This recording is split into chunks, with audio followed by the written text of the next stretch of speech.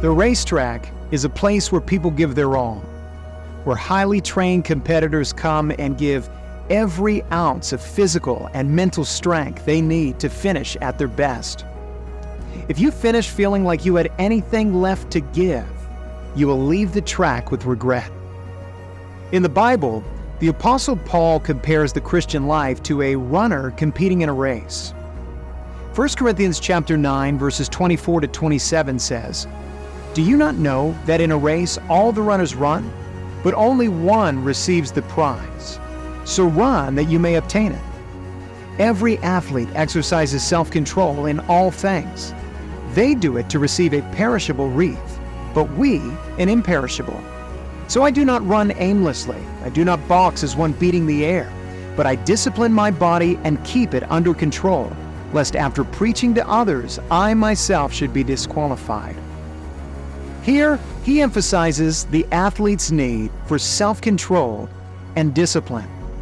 He says all the runners run, but only one receives the prize. I once had a guy I worked with several years ago who at one time was some kind of physical trainer for the Seattle Mariners organization and their AAA team. And when I was a boy, Ken Griffey Jr. was one of my favorite baseball players. And he happened to be a longtime Seattle Mariner and went on to become a Baseball Hall of Famer. So I asked my colleague about him, and he began to explain that what separated men like Ken Griffey Jr. from the others was the discipline that they had outside the scheduled practices. He would show up an hour before or earlier just to run the bleachers or do his own training, while others relied more on their natural giftings. They worked hard during practice, but spent much of their off time living a self-indulgent lifestyle. Elite athletes like Ken Griffey Jr. were standout performers not because of what they did during the scheduled practices.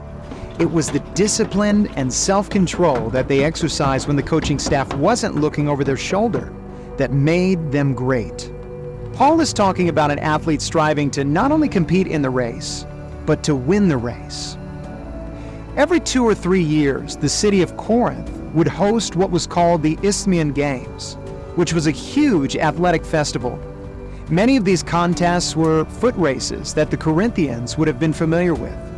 These weren't just any runners, these were Olympic athletes.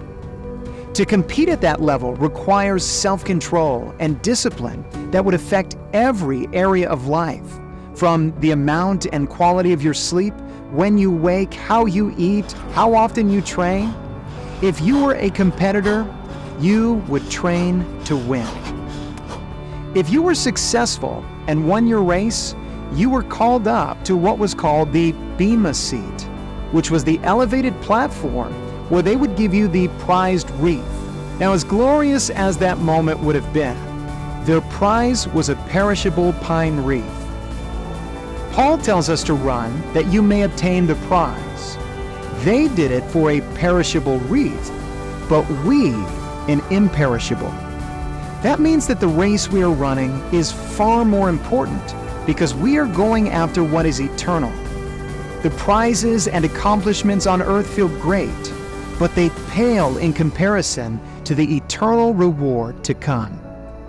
2 Corinthians chapter 5 verse 10 says, "For we must all appear before the judgment seat of Christ, so that each one may receive what is due, for what he has done in the body, whether good or evil." The word that Paul uses here for judgment is the Greek word bema. It was the same picture of the elevated platform used to celebrate the winner of the race. However, this time, this elevated platform is used for every believer where we will individually stand before God and have to give an account for how we ran our race. These are people who are saved. They will make it to heaven, but you will still have to answer for what was left undone. My question to you is, how are you running your race? If you had to stand before Christ today on the bema seat judgment, would you be satisfied with the effort you've put in? Have you lived your life focusing on giving your all for the imperishable?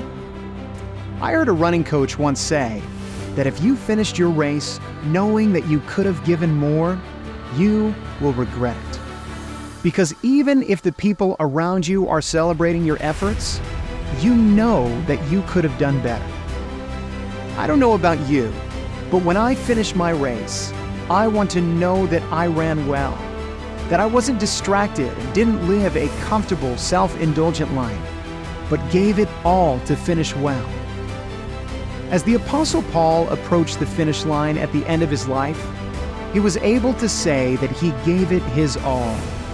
2 Timothy chapter 4, verses 6 to 7 says, "For I am already being poured out as a drink offering, and the time of my departure has come. I have fought the good fight. I have finished the race. I have kept the faith."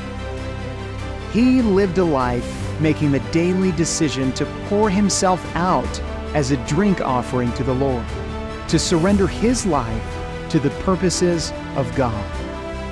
Like Paul, the end of our race will come. My question to you is, are you living in such a way that you can say the same?